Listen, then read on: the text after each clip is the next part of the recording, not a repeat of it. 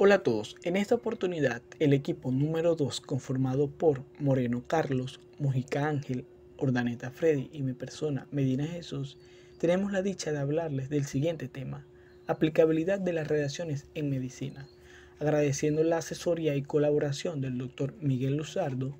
Un marcador biológico o biomarcador es una característica biológica que puede medirse de manera objetiva y que puede ser utilizada como indicador de un proceso biológico normal o de un proceso patológico, así como la respuesta farmacológica a una intervención terapéutica. Los primeros biomarcadores utilizados en la práctica clínica para el diagnóstico de enfermedades eran indicadores fisiológicos, tales como la temperatura corporal, la frecuencia cardíaca o la presión sanguínea.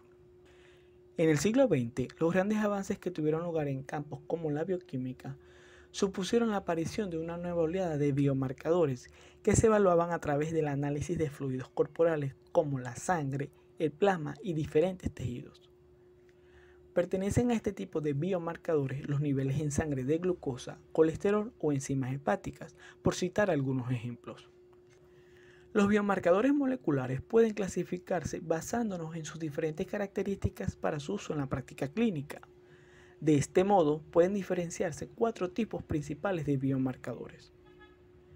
Biomarcadores con valor diagnóstico, gracias a los cuales se puede identificar pacientes con una patología concreta, discerniendo entre individuos sanos y enfermos. Dentro de este grupo de biomarcadores se puede hacer un subgrupo que albergaría a los diferentes biomarcadores que permiten la estratificación de pacientes. Estos biomarcadores realizan un diagnóstico más específico de la enfermedad, clasificando a los pacientes en pacientes agudos o crónicos y dependiendo de su evolución de la enfermedad. Están los biomarcadores con capacidad predictiva, que permiten predecir la posibilidad de desarrollar una patología antes que se produzcan síntomas de la misma. Existe también biomarcadores con capacidad pronóstica, que son biomarcadores que proporcionan información sobre el posible curso de la patología, anticipando los posibles cambios que pueden producirse en el curso de la enfermedad, así como su posible prolongación en el tiempo. Biomarcadores de respuestas. Ellos permiten predecir cómo responderá un paciente frente a un tratamiento concreto, pudiendo de esta forma evitar tratamientos ineficaces o que produzcan reacciones adversas. Tipos de biomarcadores y funciones metabólicas. Están los biomarcadores génicos. Las moléculas de ácido desoxirribonucleico o ADN contienen la información para sintetizar las diferentes proteínas que median todos los procesos biológicos que se producen en el organismo. Muchas patologías surgen por la presencia de alteraciones genéticas junto al efecto del entorno sobre el individuo. Estas alteraciones pueden afectar a la secuencia de ADN o bien puede tratarse de modificaciones químicas que aparecen en la molécula de ADN pero que no afectan a su secuencia, los denominados cambios epigenéticos. Mediante el estudio de las diferencias entre las secuencias de ADN en genes concretos o de los cambios epigenéticos entre individuos sanos y enfermos, se puede llegar a inferir aquellas alteraciones que están relacionadas con la patología y llegar a obtener, tras un proceso de validación, nuevos biomarcadores. Existen también biomarcadores proteicos. Las proteínas son biomoléculas complejas que desempeñan un elevado número de funciones en el organismo. Su mal funcionamiento, ausencia o sobreexpresión se pueden traducir en el desarrollo de diferentes patologías. Por este motivo, las proteínas se presentan como posibles biomarcadores de enfermedad, ya que mediante la comparación de perfiles proteicos de individuos sanos y enfermos, se puede llegar a determinar las proteínas que están relacionadas con el curso de una patología, bien sea por su presencia, ausencia o mal funcionamiento. Existen también biomarcadores metabólicos, es decir, compuestos que se forman en el organismo como resultado de las reacciones químicas que en él se producen. Tienen especial interés los denominados metabolismos de peso molecular bajo, entre los que se encuentran aminoácidos, azúcares o lípidos. Mediante el estudio de la concentración de los diferentes metabolitos presentes en el cuerpo humano, se pueden generar patrones o perfiles metabólicos. Estos perfiles de metabolitos pueden verse alterados durante procesos patológicos, respuestas a fármacos u otro tipo de estrés. Comparando estos perfiles con perfiles de organismos sanos, se pueden identificar aquellos metabolitos que pueden actuar como indicadores de procesos biológicos que están experimentando el organismo o del riesgo de padecer determinadas enfermedades.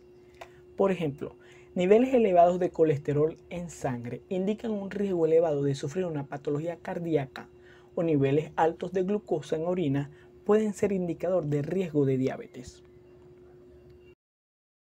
Hablemos de la cámara gamma, gammagrafía o cintilograma. Es un estudio que convierte los fotones emitidos por un radionucleido que está en el cuerpo del paciente en un pulso de luz y una señal de voltaje, a través de la ayuda de un cristal de yoduro de sodio. Esta señal posteriormente es utilizada para elaborar una imagen de la distribución de este radionucleido en el cuerpo. Ahora que ya conocemos lo que es la cámara gamma, quiero traerles esta animación para intentar que quede claro su funcionamiento y los componentes que tienen. Recordemos que el paciente tiene un trazador radiactivo que fue inyectado, que emite rayos gamma en todas las direcciones. Estos rayos son captados por la cámara gamma y los enviará al ordenador, quien los muestra en la pantalla como una imagen. La cámara gamma tiene 4 componentes principales. El primero de ellos es el colimador. Posterior está el cintilador o centelleador, los tubos fotomultiplicadores y el ordenador.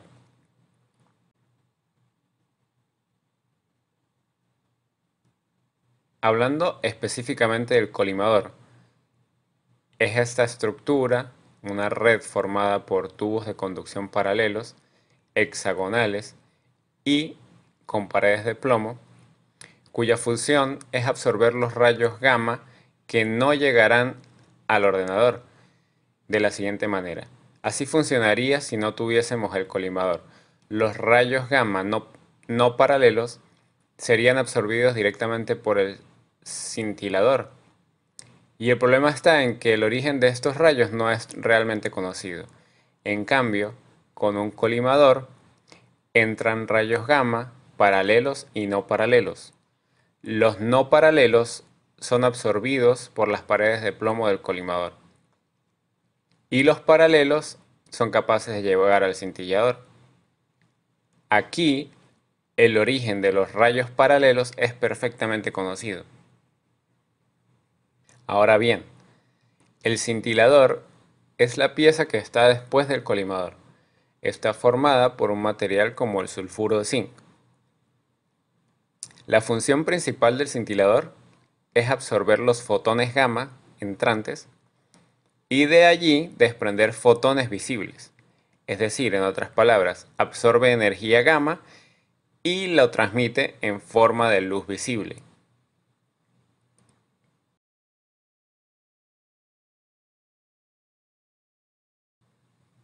Estos fotones de luz visible llegan al tubo fotomultiplicador, que está formado por un cátodo, un ánodo y entre ellos dos distintos dínodos, cuya función será multiplicar la señal emitida. Entonces, una vez el fotón de luz visible llega al cátodo, elimina un electrón. Este electrón es disparado contra la red de dínodos, que genera un efecto de multiplicación exponencial, cuyo fin último es amplificar la señal electrónica. Esta señal electrónica llega al ordenador, los detectores del ordenador la detectan y procesa la información. Una vez que la información es procesada a través de algoritmos, la muestra en el monitor como una imagen. Las aplicaciones de esta técnica diagnóstica son gigantescas.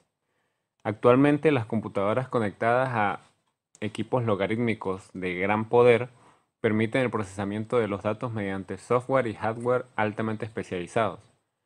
Para poder captar estos procesos de ionización, los equipos miden la cantidad de fotones emitidos del cuerpo. Las computadoras que lo procesan ayudan a establecer parámetros. Es decir, que cuando se analiza un grupo de pacientes, se determina cuáles son los rangos de la normalidad y en qué momento las mediciones registran alguna alteración o alguna enfermedad. Hablemos de la interpretación de la cámara gamma. Aunque los resultados de la gammagrafía se obtienen inmediatamente, el análisis de esto y la interpretación debe hacerlo un médico especializado en este tipo de pruebas. El médico que se encarga es el médico nuclear. Este supervisa la realización de la prueba y analiza los resultados que se desprenden de ella. Aparte de eso, redacta un informe y se lo entrega al médico que encargó la prueba. La utilidad de la gammagrafía varía de acuerdo al criterio médico y los resultados que se pueden obtener son muy variados. También dependen del paciente y del órgano o del aparato que se esté estudiando. Pero algunos resultados que se pueden obtener son en el ámbito óseo, se pueden evaluar tumores, infecciones, enfermedades metabólicas como osteoporosis y hasta fracturas. En el ámbito renal, se pueden estudiar insuficiencia renal, alteraciones glomerulares, alteraciones vasculares y algunos indicadores de función renal. En el ámbito endocrino es de gran uso, y sobre todo en los estudios de las tiroides. Se pueden evaluar hipotiroidismos, hipertiroidismos, tiroiditis. En la evaluación cardíaca se pueden observar infartos, miocarditis, incluso evaluar fracción de eyección o algunos tumores. Y en el ámbito neurológico se pueden hacer estudios muy especializados de los efectos de enfermedades como el Alzheimer, demencia, epilepsia o evaluar el flujo sanguíneo de algunos vasos cerebrales. Ahora vamos a hablar sobre lo que es la bomba de cobalto. La bomba de cobalto es el tipo de radioterapia externa que consiste en la exposición del tejido tumoral a los rayos gamma generados por las partículas de cobalto 60. De los equipos de supervoltaje, la bomba de cobalto es el más utilizado, el cual contiene una fuente de cobalto de 1 a 2 centímetros de diámetro que se sitúa en una carcasa blindada, como vemos en la imagen, que impide la salida de radiación, salvo por un pequeño orificio diafragmado para proporcionar radiación de una manera dirigida. Ahora vamos a hablar sobre lo que es la descripción general de la unidad de cobalto. Los equipos de cobaltoterapia básicamente constan de un cabezal, en el que se encuentra alojada la fuente sellada de cobalto, una horquilla, también llamada gantry, que cumple las funciones de soporte mecánico del cabezal, transmisión de las señales de comando al cabezal y determinación de las características mecánicas del tratamiento. Un estativo, que aloja dispositivos mecánicos y de control además de servir de sostén al conjunto. Y la camilla, que además de servir de soporte del paciente cumple una importante función en la determinación de las condiciones geométricas del tratamiento y suele alojar distintos controles que actúan sobre el equipo. En este video podemos apreciar que a través de la teleterapia se va a exponer al individuo a los rayos gamma, los cuales son proyectados por las unidades de cobalto, las que en su cabezal blindado van a contener las fuentes de cobalto 60. Estas serán controladas por dispositivos para que de una forma exacta se aplique el haz de rayos gamma sobre el tejido tumoral y controlar el grado de exposición que se requiere para el adecuado tratamiento de la enfermedad. Entre sus usos podemos mencionar tumores de cabeza y cuello, tumores de la pared costal, linfoma, metástasis cerebrales, compresiones medulares, entre otros. Lo bueno es que el cabezal del equipo puede orientarse en cualquier dirección en consonancia con la mesa del tratamiento del paciente y nos permitirá evaluar diferentes regiones anatómicas sin muchos inconvenientes. Ahora vamos a hablar un poco sobre las ventajas y las desventajas de la unidad de cobalto. Podemos ver que entre sus ventajas es una unidad fácil de manejar y que el periodo de desintegración del cobalto es de 5.3 años. Esto quiere decir que la unidad de cobalto contenida en el cabezal se va a cambiar cada 5 años y eso permite realizar un sinfín de procedimientos antes de que se cambie la misma. Entre sus desventajas podemos ver que produce fibrosis subcutánea. Tenemos que tener presente que también utiliza radiación y a altas concentraciones o dosis es peligrosa y puede provocar la alteración de órganos vecinos.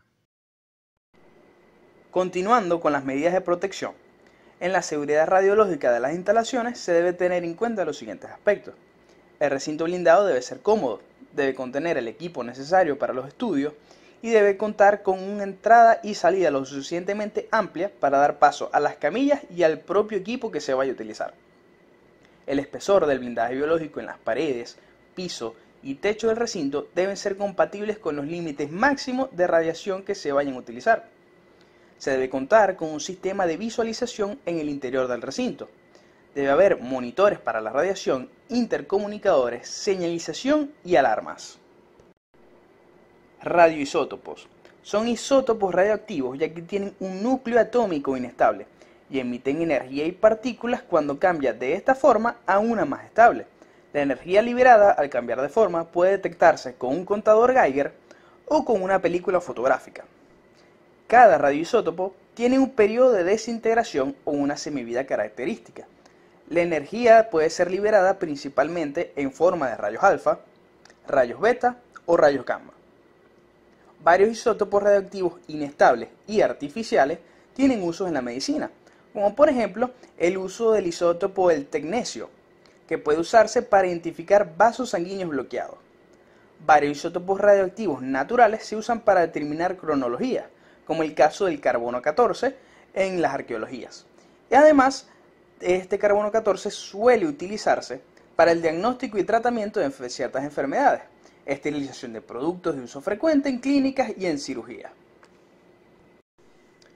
Continuamos con los implantes radioactivos, o también conocido como radioterapia interna. Esta permite una mayor dosis de radiación en un área más pequeña que lo que pudiera obtenerse con tratamientos de radiación externa convencionales. Esta utiliza radiación que usualmente está sellada en un pequeño contenedor llamado implante.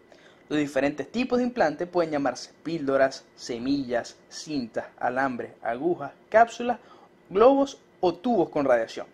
Independientemente del tipo de implante que se vaya a utilizar, esta se coloca muy cerca o dentro del tumor. De esta manera, se busca afectar la menor cantidad de células normales posible. Existen dos tipos de procedimientos, que vendría siendo la radiación intracavitaria y la radiación intersticial. La intracavitaria, la fuente de radiación se coloca dentro de una cavidad, como puede ser el recto o el útero. Mientras que la intersticial, los implantes son colocados dentro o muy cerca del tumor, pero no en una cavidad del cuerpo. Por lo general, el procedimiento se realiza en el quirófano de un hospital diseñado para mantener la radiación dentro de esa habitación. El paciente es anestesiado, bien sea de manera general o con anestesia local. Uno o más implantes se colocan en la cavidad o en el tejido con un catéter. Por lo general, se realizan estudios por imágenes como radiografía o ecografía durante el procedimiento para encontrar el lugar exacto donde debe colocarse el implante. Antes de colocarlos, los implantes permanecen en depósitos que retienen la radiación en su interior de tal forma que no afecten a las demás personas. Los médicos generalmente utilizan unos trajes especiales para evitar ser afectados por la radiación cuando retiran los implantes de este envase. Acelerador lineal de electrones. Consta con 4 componentes principales: un modulador, un cañón de electrones, una fuente de poder de radiofrecuencia, es decir, un magnetrón, y una guía para el acelerador. El haz de electrones producido por el acelerador puede utilizarse directamente para el tratamiento o puede ser dirigido hacia un blanco metálico para producir rayos X.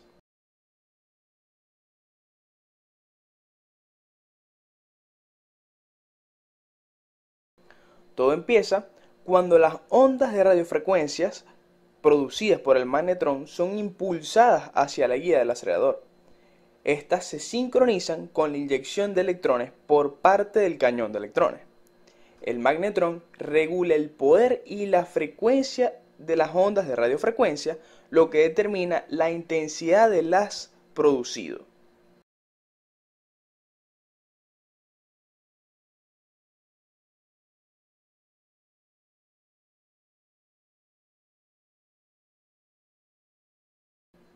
El cañón de electrones tiene un filamento de tungsteno en el cátodo.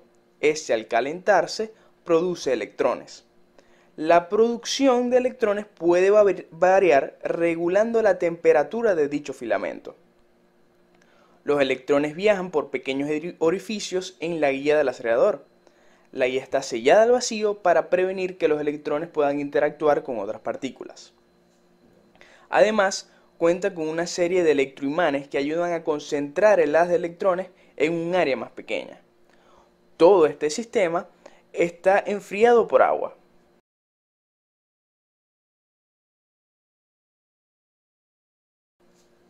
Luego, los electrones viajan por una serie especial de imanes que ayuda no solo a dirigir los electrones hacia el blanco, sino que también reduce el diámetro del haz en apenas 1 milímetro. Luego los electrones se dirigen a un blanco de tungsteno para producir así los rayos X, que serán utilizados para la terapia. Sin embargo, estos rayos X, como bien sabemos, van a ser muy dispersos, por lo cual se utiliza un colimador para reducir el haz de rayos X en apenas unos 40 centímetros de ancho y unos 10 centímetros de largo, y así poder realizar el tratamiento al paciente.